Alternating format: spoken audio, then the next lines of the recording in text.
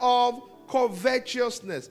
The life of a man does not consist in the abundance of things that he possesses.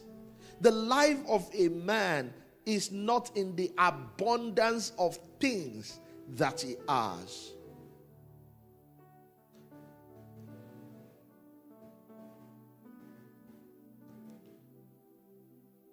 There are stories that come to my mind now. There was a story of this farmer, this man, a fisherman in the village. Being a fisherman, he catches a lot of fish, sell them and all of that.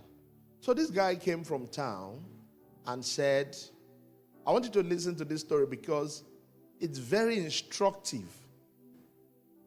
So this businessman came and said, wow, you could do a lot. So tell me about it.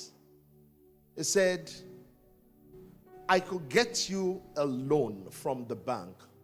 And he said, to do what? You will be able to do your farming, your fish farming, at a bigger scale. You will buy equipment. You will catch a lot more fishes. I said, okay. And then what will I do with them?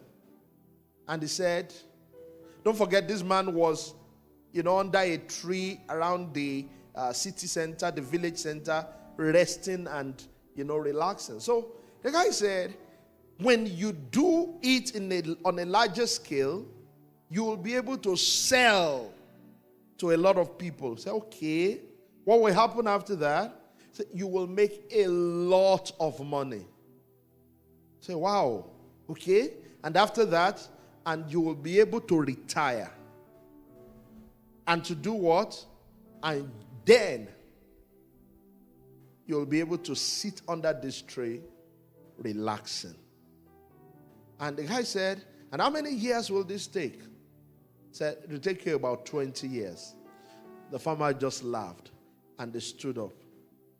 And they said, it will take me 20 years to arrive at where I currently am. Did you get that?